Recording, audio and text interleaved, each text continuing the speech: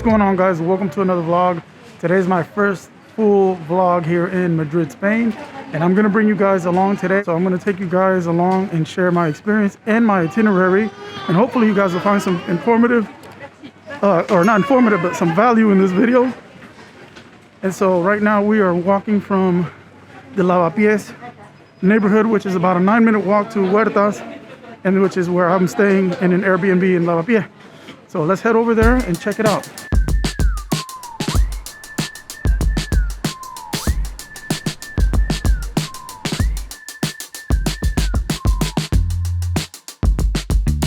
As soon as I made my way over to the Huerta neighborhood, I did a quick Google search, came across a blog that recommended checking out Chocolat Madrid, which is a churreria.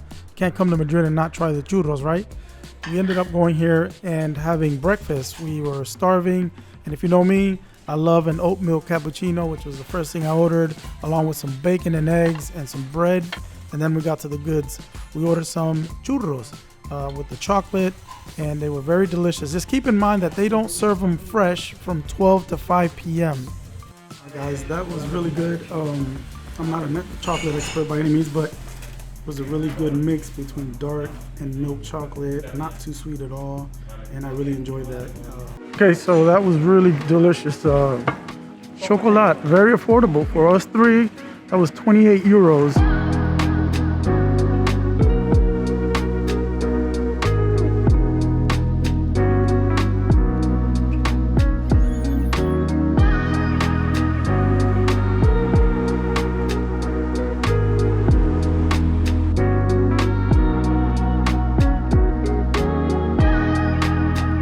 On your way to Parque El Retiro, you will come across the world-renowned Prado Museum. Museo del Prado is right here behind me, and this is right next to the Retiro Park. The Retiro Park is actually like on the back part of this. We didn't plan on coming here today, but we're gonna go in there and find out, get some info on the tickets, see how much it costs, because there's some days you can get in. I just get in for free. I'm not sure what days those are, but we will go check that out. And obviously you wanna come and make some time to go explore the museum. It has one of the largest collections of European art. It's something I'd like to do. I just don't know if I have enough time for it on this trip. But yeah, standard ticket is 15 euros. If you want a copy of the guide, it's 24 euros with your ticket and your entrance there. And if you don't want to pay anything, they have free access time from Mondays to Saturdays from 6 p.m. to 8 p.m. and Sunday and holidays from 5 p.m. to 7 p.m. Regardless of what you do, I suggest booking online to save you some time and not have to stand in line for the ticket.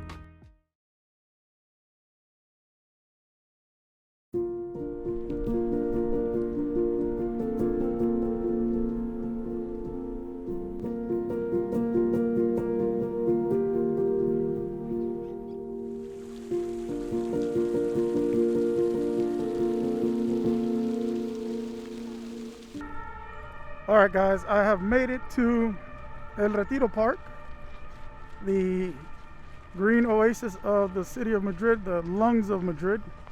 And this place is just manicured. The landscape is unbelievable. It's beautiful. Check it out. Just entered the park. It's really beautiful.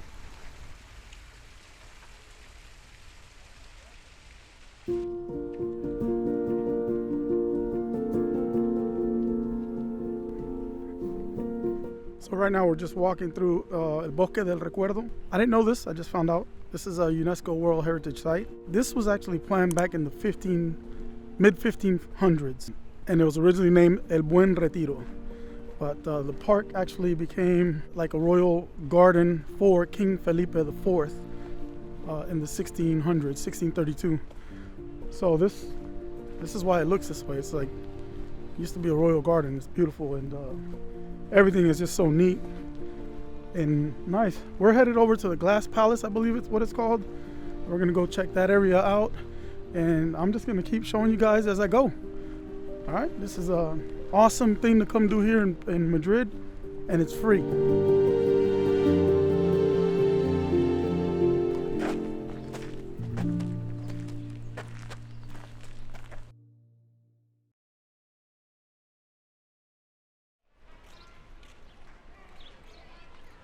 Okay guys, so here we are at the Palacio de Cristal, or Crystal Palace. I believe that's the actual translation. I'm not sure. I'm being word for word there. So this place was built in 1887 as part of an exhibition on the Philippines, which at the time was a Spanish colony. And what's interesting about this place is that it was actually designed as a greenhouse, and it was modeled after the Crystal Palace that was in Hyde Park, where they held the 1851 Great Exhibition. But today it's used to house temporary exhibitions of contemporary art.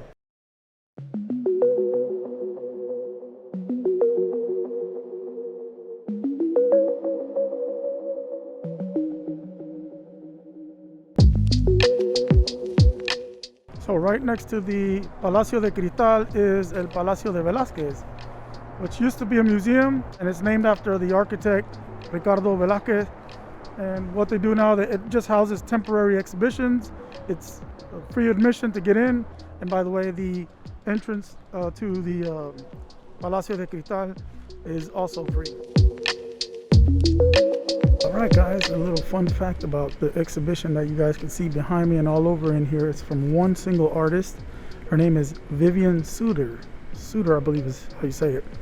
Anyway, she's from Swiss origin, but born in Argentina, and she actually lives in a Guatemalan jungle. All of this in here is all her work from her personal collection and from museums from other parts of the world. So it's just basically majority of these are all canvases. There are some other paintings over there. You'll see they're not on stretchers, they just hang, and that's just to create a more surreal and immersive experience. Very interesting. So this is a great stop for you art lovers. Plenty of abstract art to see in here right now, and there's over 500 pieces in here. So on to the next. Let's go.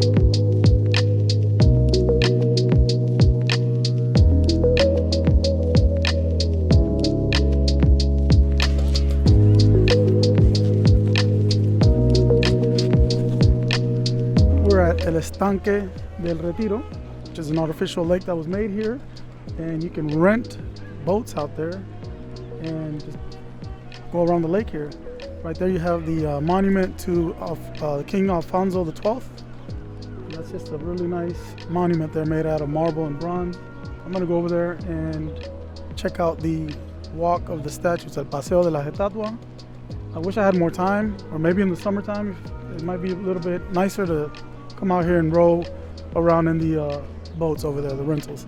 So we made our way to El Paseo de la Estatua, also known as El Paseo de Argentina, I believe, or vice versa. Anyhow, basically what we have here is several statues that were originally designed to decorate the royal palace, but they've been spread out throughout the whole city, and they're just statues of old monarchs. And we're just gonna head out the park straight through here. So let's go.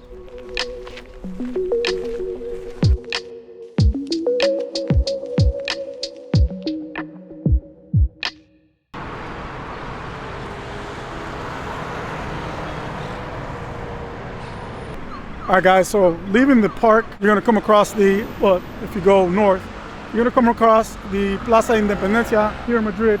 And right behind us is this famous landmark. This is the Puerta del Sol.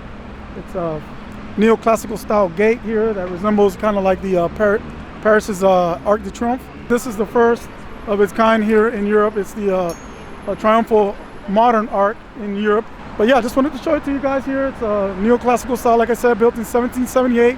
Commissioned by Carlos III, and I can't see it because I'm not going to go all the way up there, but supposedly it still has some damage from the Civil War and all that. So for your history buffs, if you're, that's your kind of thing, you're going to walk by this and just check it out. We are on our way to a rooftop to have a coffee or something, to take a little break from walking and warm up a little bit, which, by the way, it's I'm here in January. It's in the 40s right now, around 5-7 Celsius. It's doable, it's not too bad. Obviously at nighttime it gets colder, but just bundle up and you'll be fine. Right down the street from Plaza de Independencia is el Palacio de Cibeles.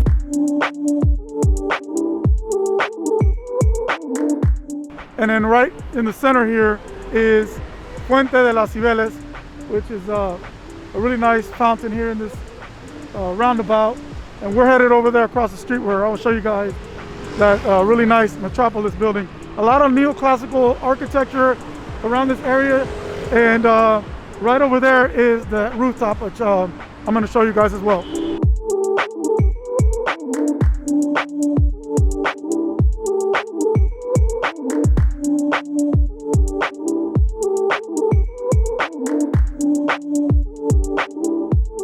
We made it over here to Azotea, Círculo de las Bellas Artes. It's a rooftop bar. You have to pay €5 to get in.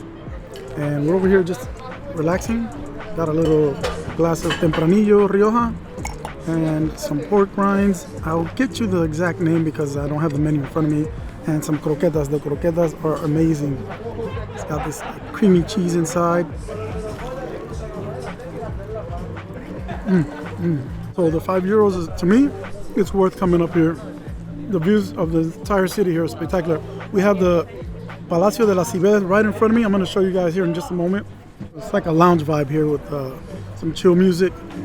So yeah, I totally recommend this one. I got this tip from a local that I was speaking to down at the park, and they just told me to come check it out. So appreciate that.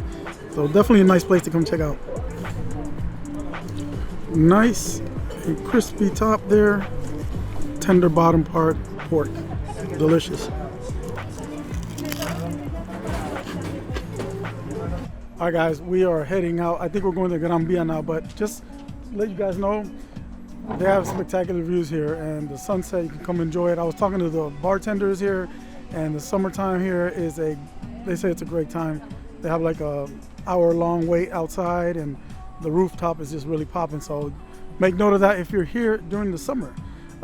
Here in wintertime, obviously it's not that crowded, and it's cold out here, but still had a blast. Enjoyed the food and the wine I had, and the people here were really nice. The staff was really nice.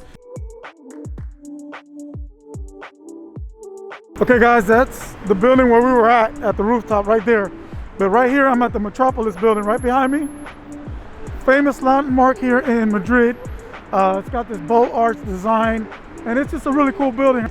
Right next to it is this other building, which I really like. It's got the Rolex sign to it. But right here is the beginning of La Gran Via. So we're gonna head down La Gran Via and check it out. This is like Madrid's Broadway per se. A lot of stuff to see here in terms of shopping and stuff, theaters, shows, stuff like that. We're just gonna walk down, check it out, and keep exploring Madrid tonight. I'm actually getting Times Square vibes here at Gran Via. At the end over there, you have that Schweppes sign. I don't know, a lot of shops, a lot of things around here. Right behind me is the Adidas shop, Adidas store, I should say, and very lively. I mean, Madrid is a lively city, man. I think it's an underrated city, and I'm having a blast. I'm really enjoying it, and I hope you guys are enjoying the vlog. So yeah, after here, we're gonna keep walking up Gran Via, and I think we're gonna go to Puerta del Sol before we head to the oldest restaurant in the world. All right, we are in Calle del Carmen, and there's a lot of shops here. Another Real Madrid store right here. Walk by the CR7 Hotel, Cristiano Ronaldo Hotel, pretty cool. And we're almost at Puerta del Sol. Extremely lively here. A lot of people out shopping, eating. Check it out. Everybody's out eating and hanging out. Man, I love this city. So we made our way through Puerta del Sol, which is Madrid's most famous square. It is the starting point for all major radial roads in Spain. So a couple of things to check out is also El Madroño, which is the symbol of the coat of arms of Madrid. It's been the symbol of the city since the medieval era. There's also the Real Casa de Correos, which has the famous clock there. You have the kilometer zero marker. It marks the point from which distances are measured in Madrid. And in the center there, you have the King Carlos III statue with the Tío Pepe sign in the background. We got an 8 o'clock reservation for the restaurant. We're gonna head over there and have dinner, and I'm gonna show you guys a little bit of that as well. So our final stop of the night was at Sobrino de Botin, the oldest restaurant in the world. And I'm just gonna show you a few clips from my visit there because I've created an entire separate video on this experience. I totally recommend you guys check it out. We had a great time there. Dinner was fantastic. Totally worth it in my opinion. But yeah, really, I hope you guys found value in this video. I wanted to share my itinerary with you guys, show you how I explored Madrid and not have to spend a lot of money and do a lot of free things. So if you liked the video, please give it a thumbs up, share it, support me by giving it a like, and I will see you guys in the next one. Stay tuned. I have more travel content headed your way. Thank you guys so much for watching. Please stay safe. Take care.